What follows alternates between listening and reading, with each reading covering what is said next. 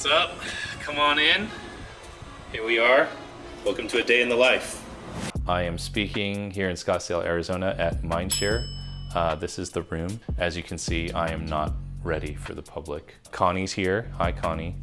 But I've got to iron my shirt, and yes, I iron shirts. We're all normal people here. We'll see what happens today. Come along for the ride. Yes, sometimes I do my slides up until the last minute. This event, I was required to send them weeks ahead of time, so I'm good, but I still have to email them to myself. So I don't know about you, I'm always last minute I'm always making last second tweaks, but I feel good about this. I've done this talk before and excited to share this with everybody at the event. I am speaking for half an hour, so it's really important to respect the time restraints. If you go over time at an event, you will never get invited back again. Connie, what do you think? Just iron the front, because that's all that matters. That's all anyone's gonna see, right? What do you do? Do you iron the whole thing? What's your outfit? I'm gonna wear a blazer. Yeah. Minimum viable product. Just iron the front. That's how we do it here. I'll iron the back a little bit. It's so hot that I bet you, yes, I do iron my own things. Okay. When I think about a day that I'm speaking, I actually think of it in like 2 different days. So the day I'm speaking is actually 2 days. So I don't do anything before I speak. Like if I'm speaking in the afternoon or evening, I don't do anything in the morning. If I'm doing anything in the morning, then I go back to the room if possible and reset, like take a short nap, and then I go back out for the afternoon or the evening.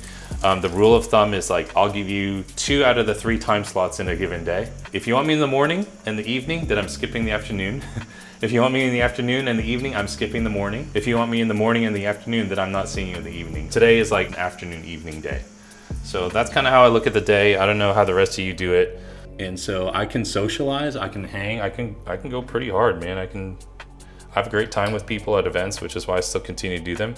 But that pace really helps me out to know that, I just split the day into 2 days. So this is how I put on the face, and I've transformed, Connie, I beat your morning routine by about 9 hours here. All right, a couple of extra little things, like when you go to an event, if you're speaking, do not wear your tag. You do not want to wear your tag on stage. You take it off. If you have to wear it to get in, that's fine. What they're doing here, which is nice, is that if you're all registered, you can do one of these too. I wish they'd pay me for this, but they haven't yet. But I always use electrolytes. Shout out to my buddy Christina Hoyer, who recommended Element Salt. I just have to stay super hydrated. You do not want to have dry mouth when you're speaking. That is the most embarrassing thing. If you are curious, go look on YouTube, Marco Rubio dry mouth. Than false choices like the one the president laid out tonight. It's awful. Shout out to my friend Jenny, Danny, Steve, all at Remon. I literally use these K-Beauty skincare products to hydrate my face.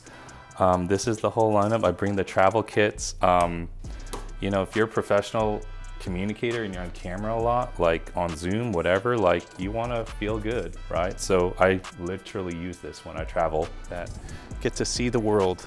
I love mountains and lakes. We didn't have either in New Jersey where I grew up, or at least where I lived. You can't beat this view right here. To do something that allows you to see the world and travel and meet new people, all while doing something that you really are passionate about and care about, it's just awesome. It comes with its own challenges, but I'd rather see this and do this than be stuck in an office right now. On this particular trip, I have been on the road now for almost a week, and I have a week to go. So on this particular trip, it'll be 14 or 15 straight days of travel. I have 3 engagements back to back.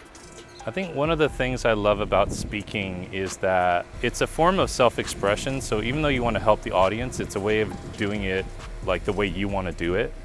And usually if you're speaking, especially as an adult to an adult audience, it's because they want to be there. It's very different than when you're speaking to a bunch of people who don't really want to be there. When I was growing up, I did a lot of work in the classroom, right? Working with students, teaching kids SATs and none of them wanted to be there. But what I love about what I do in the business space is that people are really hungry to learn. And that's a completely different experience, like when you're with people who really want to be there and really want to learn. So I never take that for granted. All right, here we go into Mindshare.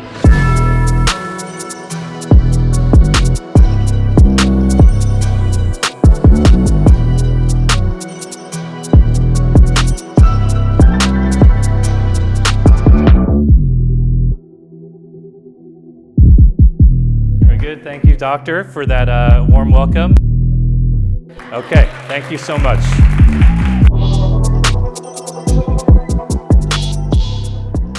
So Mike, how are you feeling? I feel good. I think it went well. The energy was good. Afternoons are always tough because people are tired and they've been at the event all day. It's a high energy event. And I'm not too much of a rah-rah guy. And because we had the lapel mics there, like I had to be really soft with how I speak because otherwise you use a hard consonant, it like booms. So I was like, oh, I hope I'm like not being too boring or whatever. I know you mentioned someone you looked up to was sitting in the front row who was also even taking pictures of some of your slides. Like, how did that make you feel? Okay, so that was surreal. All right, so here's what happened. I'm there. I'm like, is that Joe Polish? Because I know he was at the event. And Joe Polish is seriously one of the guys that I really followed when I got into copywriting. Like, he really, his content just like changed my life. And actually, he's talked a lot about personal things that he like went through and then he was battling with. And so he actually was kind of like a map, like a roadmap for that. Like, oh, that's okay. Like, you can be a great marketer, you can be a great writer, you can do stuff and be successful in marketing, but you can still kind of branch off into other things. So there he is in the front row. And I'm like, is that Joe Polish? And they're like, yeah. I was like, so I went up to him and said, what's up? Hey, like you literally copywriting, like you teaching copyright, like it changed my life. And then he asked me to put my email and phone number in, sign my book for him. So that was awesome. So I will find you, Joe, like if you don't text me. Yeah, so what goes through my mind when I kind of come down from the event and or the session, I'm like, okay, I think it landed. I'm glad I wasn't, freaking out or nervous. What makes me feel good is that if I like kind of stay in control of my delivery, I'm not pacing too much. I noticed like the stage at the front end was really creaky.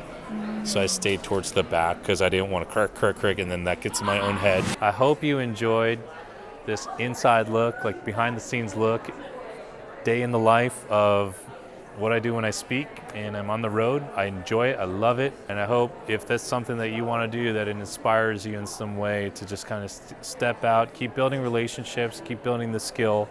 One thing I would say is that almost every speaking engagement I've ever had and was invited to came through a relationship, came through a connection. I always say relationships are rocket ships. Good people know more good people who know more good people. If you're a subject matter expert in something and you're clear about that, people will self-select. They'll say, who do you know who knows X or Y or Z? Who can I bring in? And those relationships just accelerate everything. So here on the YouTube channel, and live your message, love your work, and leave your mark on the world.